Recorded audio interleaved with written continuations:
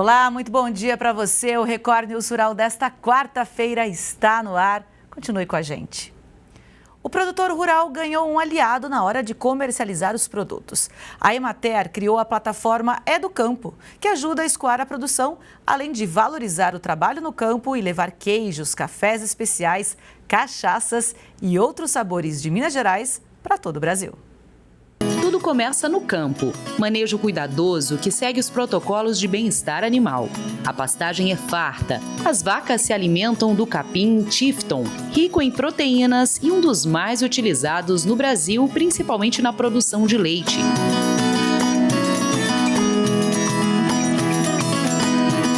São 44 vacas da raça Jersey, com uma produção de 500 litros de leite por dia.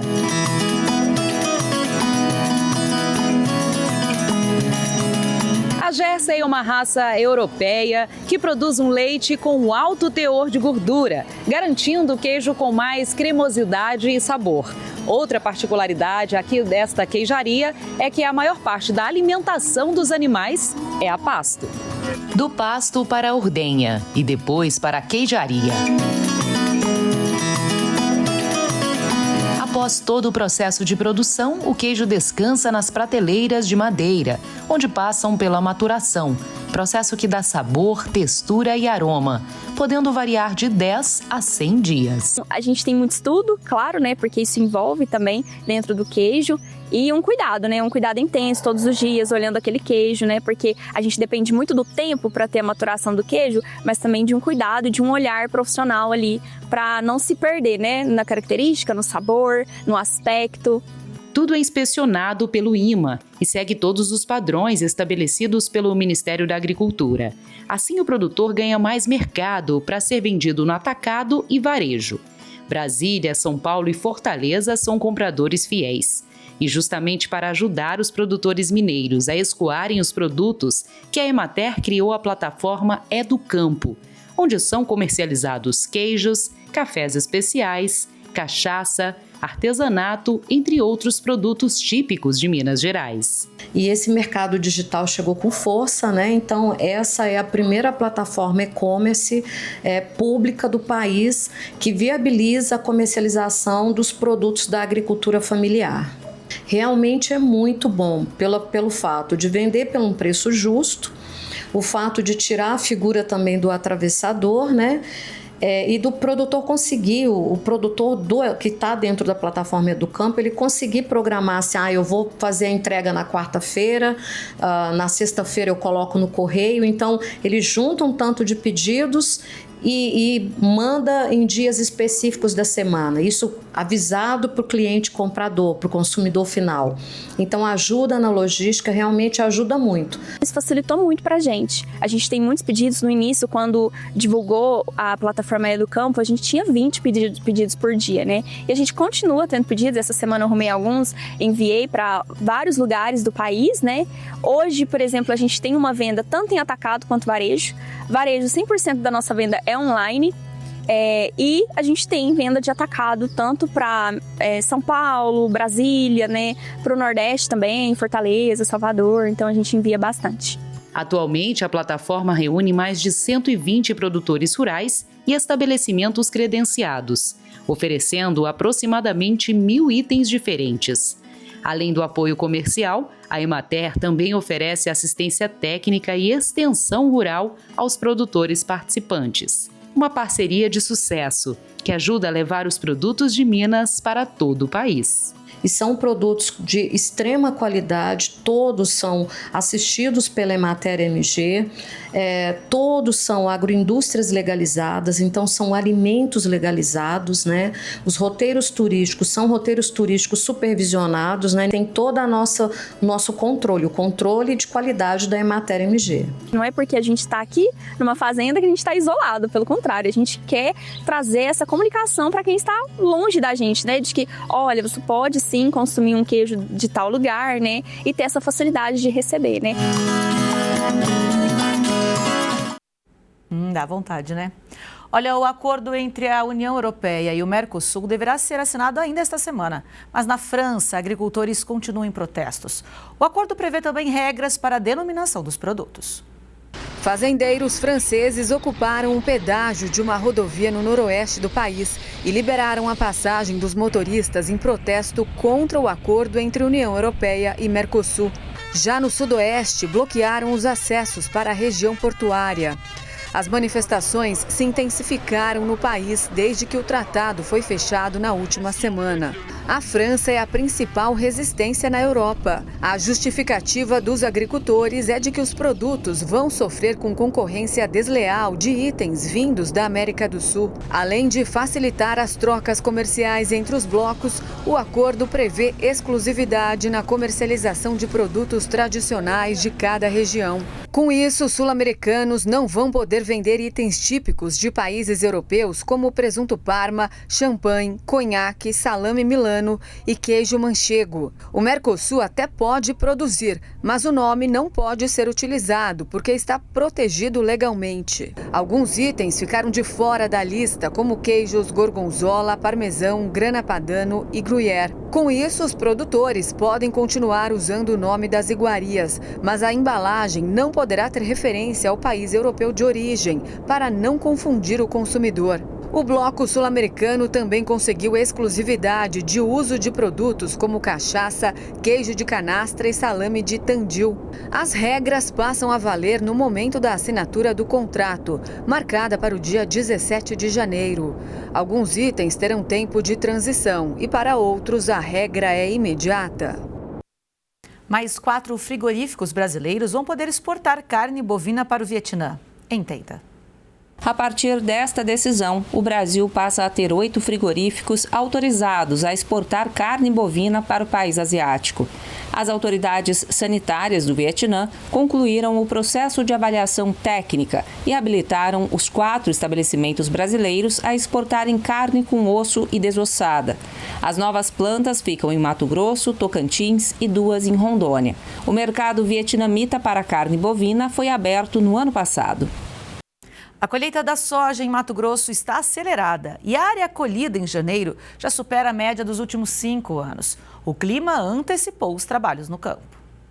A safra 2025-2026 já está em andamento em Itapurá, a cidade que fica localizada no médio norte de Mato Grosso. Tem os trabalhos avançados e o ritmo intenso nas propriedades rurais. A produção aposta em tecnologia, planejamento e manejo eficiente para garantir a produtividade e enfrentar os desafios climáticos da nova safra. O plantio segue dentro do calendário agrícola, com atenção especial às condições do solo e ao clima. Máquinas modernas e equipes qualificadas fazem um monitoramento constante. Foi uma safra atípica para nós. A gente sempre iniciou a nossa colheita entre o dia 5 e dia 10 de janeiro, e esse ano se iniciou dia 26 de dezembro. Nem viramos o ano e já começou a colheita. O soja adiantou um pouquinho os primeiros talhões aí, um ano, vamos dizer, no começo um pouquinho conturbado, aí o clima não ajudou tanto, faltou um pouquinho de chuva e tal, então deu uma adiantada nos primeiros talhões. Mas agora que a gente já passou por eles e entramos nos outros talhões aqui, está se comportando bem, está dentro das expectativas aí da produtividade. No acumulado da safra 2025-26 até meados de dezembro, a moagem da cana teve um recuo de 2,36%. Números da Única apontam que as unidades produtoras da região Centro-Sul, na primeira quinzena de dezembro, processaram 5,92 milhões de toneladas, volume menor que na safra anterior. No acumulado, até o dia 16 de dezembro, a moagem atingiu 598,19 milhões de toneladas, um recuo acumulado de 2,36%. 90 unidades produtoras operaram na primeira quinzena do mês na região. 71 unidades com processamento de cana, 10 que fabricam etanol a partir do milho e 9 usinas flex. Na safra anterior, neste período, 127 unidades produtoras estavam em operação. No acumulado da safra até 16 de dezembro, o indicador marcou 138,38 quilos de ATR por tonelada, registrando retração de 2,21% na comparação com o valor observado na mesma posição no ciclo anterior. A produção de açúcar também caiu. Foram 254,24 mil toneladas, uma queda de 28,66% nos primeiros 15 dias na comparação com a quantidade registrada em igual período na safra 2024-2025. No acumulado desde o início da safra até 16 de dezembro, a fabricação do adoçante totalizou 40,16 milhões de toneladas, contra 39,81 milhões de toneladas do ciclo anterior. Na primeira metade de dezembro, a fabricação de etanol pelas unidades do Centro-Sul atingiu 740,61 milhões de litros, sendo 393,59 milhões de litros de etanol hidratado, queda de quase 21%, e 347,02 milhões de litros de etanol anidro, uma alta de 30%. Os preços do açúcar de menor qualidade seguem em queda. Passado o recesso, os negócios agora devem voltar a se normalizar. Na parada típica de final de ano, as atividades industriais estão sendo retomadas. Assim, o fluxo entre oferta e demanda de açúcar deve se normalizar. O levantamento do CPEA mostra que no mercado paulista de açúcar cristal branco já há uma recuperação no volume negociado. O açúcar até 150 em cunça, de maior qualidade, tem sido comercializado a patamares de preços relativamente mais elevados. Já o com coloração, até 180 em cunça, de menor qualidade, está com a maior disponibilidade e preços menores. Na semana passada, o indicador CPEA-Exalc São Paulo teve média de R$ 107,49 por saca de 50 quilos, baixa de 2,28% em relação à da semana anterior. Já o preço do etanol hidratado registrou alta na semana passada. Olha só. Entre 5 e 9 de janeiro, o indicador CPEA-Exalc do etanol hidratado para o estado de São Paulo fechou em R$ 3,0228 o litro, um aumento de 2,26% no comparativo com o período anterior. Para o anidro, o avanço foi um pouco menor, de 1,43%, com o indicador CPEA-Exalc a R$ 3,4170 o litro. De acordo com o CPEA, os avanços nos preços estão relacionados à menor oferta na fase final da temporada 2025-26 e à postura firme dos vendedores. Com as distribuidoras ativas na reposição das vendas realizadas durante as festividades de Natal e Ano Novo, a demanda também influenciou nos valores. Dados do Centro de Pesquisa mostram que o volume de etanol hidratado vendido pelas unidades produtoras de São Paulo na semana passada foi o menor desde o período iniciado em 19 de janeiro de 2024. Vamos ver agora como fica o tempo hoje em todo o Brasil.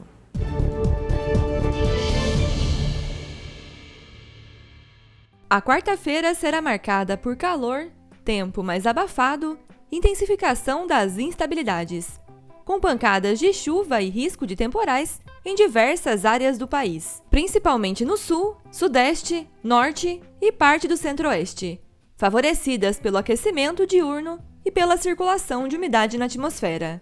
No sul, o dia começa com céu mais carregado, no litoral de Santa Catarina e no norte do Paraná, onde a nebulosidade é maior, desde as primeiras horas da manhã. Ao longo do dia, as nuvens aumentam também no norte e leste do Paraná e na metade leste catarinense. No Rio Grande do Sul, a nebulosidade é maior apenas em áreas do litoral e nordeste do estado, enquanto nas demais áreas o sol aparece mais, favorecendo a elevação das temperaturas. No sudeste, a madrugada tem maior cobertura de nuvens, no norte e oeste de São Paulo, além do interior de Minas. Pela manhã, o céu apresenta mais aberturas de sol em parte da região, mas ao longo do dia as nuvens aumentam também em São Paulo, Minas, Rio e no Espírito Santo, deixando o céu encoberto em vários momentos, principalmente à tarde. No centro-oeste, o dia começa com variação de nuvens, com maior nebulosidade já no início do dia em Mato Grosso. E durante a tarde, as nuvens aumentam também em Goiás e em áreas de Mato Grosso do Sul. A nebulosidade também é mais significativa, no oeste do Maranhão desde cedo, além do litoral sul da Bahia. Ao longo do dia, as nuvens aumentam também em áreas do interior do Maranhão, faixa litorânea, norte do Piauí e no Ceará, enquanto no restante da região, o sol predomina entre algumas nuvens. E no norte, o céu permanece com bastante nebulosidade no Amazonas, Acre, Rondônia e em grande parte do Pará. No norte do Amapá, a atuação da zona de convergência intertropical mantém o céu encoberto, enquanto em áreas do noroeste do Pará, há mais períodos de sol. Desde a madrugada, chove de forma mais forte no litoral de Santa Catarina, além do norte do Paraná. E ao longo do dia, as pancadas ganham força nessas áreas, além do leste catarinense e paranaense, onde há risco de temporais. Já na faixa litorânea gaúcha, a chuva é mais fraca e isolada, devido à influência marítima. Já no nordeste do Rio Grande do Sul, há previsão de pancadas mais fortes. No sudeste, madrugada com chuva moderada em áreas do norte e oeste de São Paulo, além do Triângulo, noroeste e oeste de Minas. E pela manhã, o tempo melhora em algumas áreas. À tarde, as instabilidades aumentam e chove de maneira moderada a forte em São Paulo, grande parte de Minas, Rio de Janeiro e Espírito Santo, com risco de temporais. E a situação é de perigo para volumes elevados de chuva entre o leste paulista, sul mineiro e extremo sul fluminense. Madrugada e manhã mais estáveis também em Mato Grosso do Sul e em boa parte de Goiás. Enquanto em Mato Grosso, chove forte desde cedo em áreas do oeste, norte e interior do estado. À tarde, as pancadas se espalham e ganham força pela região. E há risco de temporais no noroeste e oeste mato-grossense, além do sudoeste goiano. No nordeste, chuva fraca na faixa litorânea leste e de maneira mais forte em áreas do oeste do Maranhão nas primeiras horas do dia. Entre o fim da manhã e a tarde, as pancadas aumentam no Maranhão e permanecem no litoral sul da Bahia, com chuva moderada a forte, além da faixa litorânea entre Sergipe e Pernambuco. Já em áreas do litoral norte, chuva fraca a moderada, enquanto no oeste do Maranhão há risco de temporais. No norte, a chuva perde força em alguns pontos, mas segue ocorrendo de maneira moderada a forte no Amazonas e no Acre, além de Rondônia e áreas no Tocantins. No Pará, as pancadas aumentam e podem ser mais fortes, e há risco de temporais em algumas áreas da região norte. E no Amapá, também chove de maneira mais forte ao longo do dia. Rajadas de vento variam em boa parte do país e podem ocorrer de maneira mais forte na região dos lagos no Rio de Janeiro, além do interior do Nordeste, entre o norte da Bahia, Piauí, sul do Ceará e oeste de Pernambuco, podendo chegar até os 70 km por hora. E a umidade do ar fica mais baixa nesta quarta-feira em áreas do interior do Nordeste, entre o norte e oeste da Bahia, sul do Maranhão e do Piauí, oeste de Alagoas, Pernambuco, Paraíba, além de áreas do sul do Ceará e do Rio Grande do Norte, com índices podendo ficar abaixo dos 30%. E em relação às temperaturas para esta quarta, máximas de 29 graus em São Paulo e em Belo Horizonte, 31 em Salvador, 32 em Vitória, 33 em Porto Alegre e até 37 graus no Rio. As mudanças climáticas cada vez mais intensas dificultam prever exatamente como serão as estações do ano em 2026. Apesar disso, a Defesa Civil já trabalha com algumas probabilidades. O mês de janeiro deve ter chuvas mais fortes e o inverno será mais rigoroso. O começo do ano costuma ser marcado por calor e pancadas de chuva. Mas neste verão, os temporais devem ser ainda mais fortes por causa do Laninha. O fenômeno tem como característica o resfriamento das águas do Oceano Pacífico, que altera a circulação de ventos e afeta o clima. Por isso, o verão terá menos dias de chuva, mas com temporais mais intensos e concentrados. Poucos episódios de chuva que a gente tem chuva muito volumosa, muito forte, que é onde ocorre as consequências, né, os desastres gerados por conta da chuva. Os efeitos do Laninha no Brasil começaram em setembro e vão atingir o ápice em janeiro. O Laninha não vai durar muito, deve perder força entre fevereiro e março. Em abril, o país começa a passar por uma fase mais neutra de transição. E a partir da metade de 2026, a previsão é de um inverno mais rigoroso em relação aos últimos anos. As massas de ar frio que estão mais no sul, em vez de elas ficarem bloqueadas lá no sul do país, elas conseguem avançar por todo o território paulista, por toda a região sul e região sudeste, então aí a gente começa a sentir um pouco mais do frio. Apesar das previsões, este especialista diz que a emissão de gases de efeito estufa, a partir do uso de combustíveis fósseis, intensifica as mudanças climáticas. Isso deixa o futuro cada vez mais incerto. Que a incerteza climática aumentou, porque o que era o clima há 2, 3 ou 4 décadas atrás já teve mudanças muito significativas, o que aumenta a imprevisibilidade climática e, com isso, também aumenta os seus impactos na economia brasileira, porque fica muito mais difícil prever, por exemplo, períodos de safra, e isso afeta toda a agropecuária brasileira. No sudoeste de Goiás, produtores de soja estão contando com a ajuda de abelhas para aumentar a produtividade. Em uma fazenda de Montevidéu, a polinização assistida já é testada em parte da lavoura e a expectativa é de crescimento na produção com mais sustentabilidade. É nesta fazenda em Montevidéu, na região sudoeste de Goiás, que o trabalho é realizado. A propriedade tem hoje uma área de 2.500 hectares plantados com soja. Os enxames de abelhas foram introduzidos em 10% da área, ou seja, são 250 hectares de soja que contam com a ajuda das abelhas para melhorarem a produção. A soja é uma cultura que se autopoliniza. Acontece que em 2023 a Embrapa ela soltou uma publicação demonstrando que quando você faz a utilização de abelhas, agentes polinizadores, na cultura de soja, você pode aumentar de forma considerável, de 15% a 20%, a produtividade da lavoura. Então aqui a gente está fazendo a nível comercial, nós estamos trazendo enxames de abelhas apis, abelhas europeias africanizadas, que são trabalhadas para fazer a polinização assistida, ou seja, ajudar com que a soja seja polinizada e com isso aumentar a produção do lavoureiro. As abelhas ficam nessas caixas, elas são as colmeias. Em cada uma ficam cerca de 50 mil abelhas que conseguem polinizar meio hectare, ou seja, 5 mil metros quadrados. Ao todo, para cobrir os 250 hectares que estão sendo experimentados, são 25 milhões de abelhas. Esse processo é conhecido como polinização assistida e a expectativa é de que ele aumente a produção de soja entre 15% a 20%, o que em sacas daria algo entre 5 a 10 sacas a mais por hectare plantado. Aqui na fazenda, na última safra de soja, foram colhidas 70 sacas por hectare.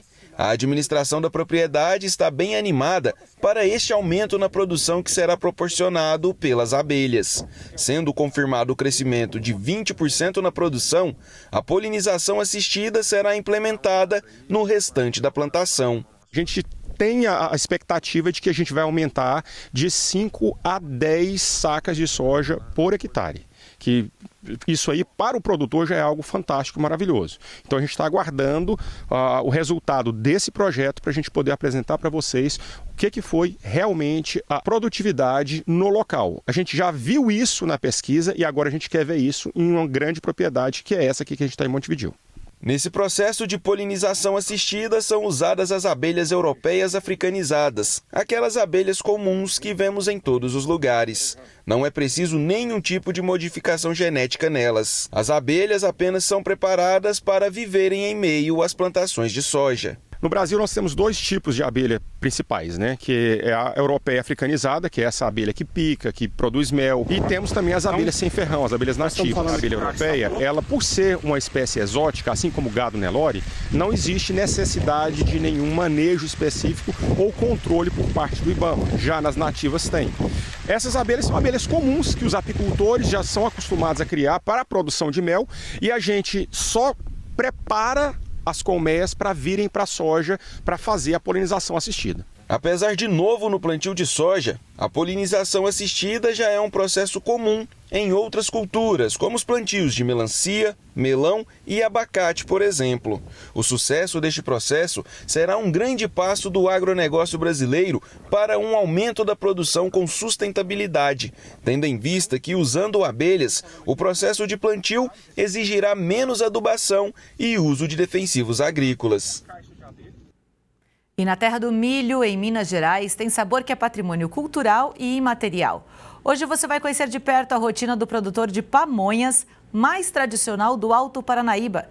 São 700 produzidas por dia. O movimento por aqui é intenso. É pamonha quentinha o tempo todo.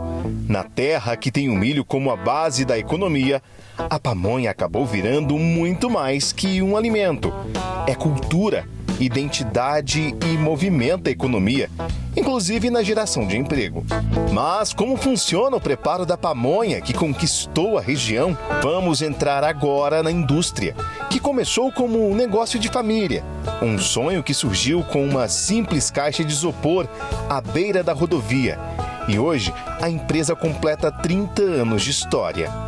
Depois de descarregar o caminhão, todas as espigas são separadas e selecionadas. Aqui começa o trabalho da equipe. Mãos hábeis, ritmo acelerado e muito cuidado. Um corte errado é uma espiga desperdiçada.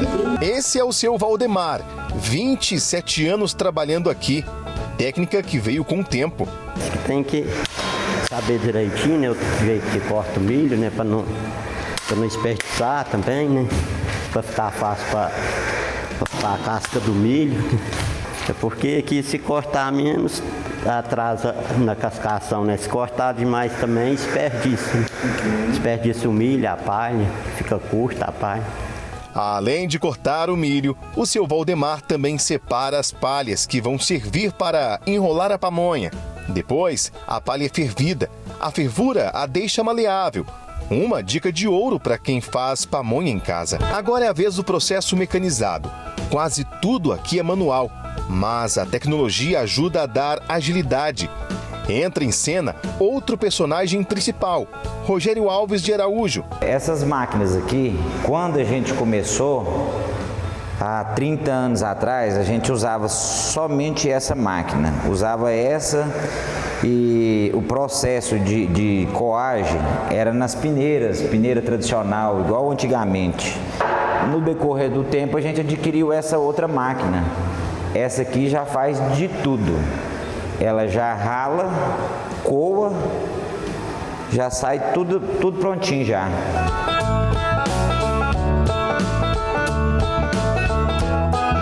É aqui que a receita ganha sabor. Agora é hora de temperar a pamonha. E o Rogério mostra como cada sabor ganha identidade. A pamonha de doce sai mais ou menos uns 10 a 15% a mais que a pamonha de sal. Agora é hora de temperar a pamonha. Tem que ser tudo pesado, com tudo amor, carinho. Aqui todos os dias que você passar aqui, o sabor vai ser a mesma coisa, porque é tudo balanceado. Aí mistura muito bem misturadinho para açúcar, os temperos ficar tudo homogêneo. O cozimento era feito nesse fogão com caldeirão. Aí para tirar era muito trabalhoso.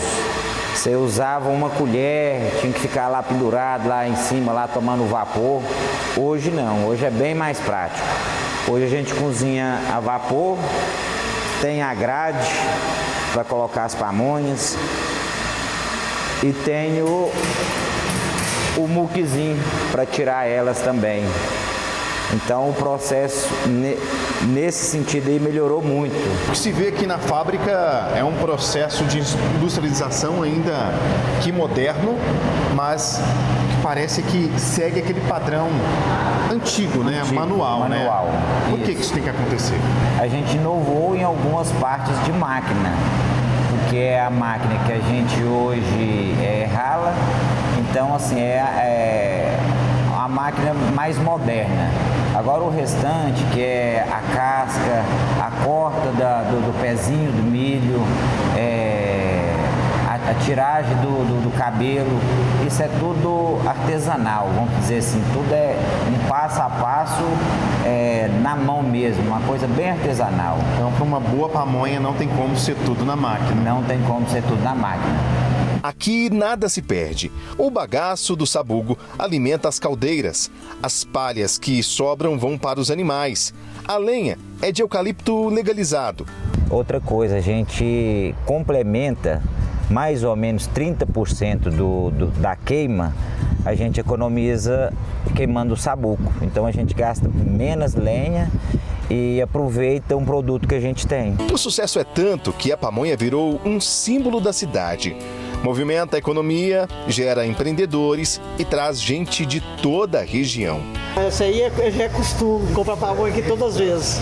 Toda vez que está viajando? Toda vez que vai viajar, a pamonha tem que levar para a família, né, para os filhos. Você é de Patos? Não, eu sou de São Gotardo. Aí, quando vem em Patos... pamonha é certeza. Dá para ver que não sobrou nada aqui, hein? Sobrou nada. Uma delícia.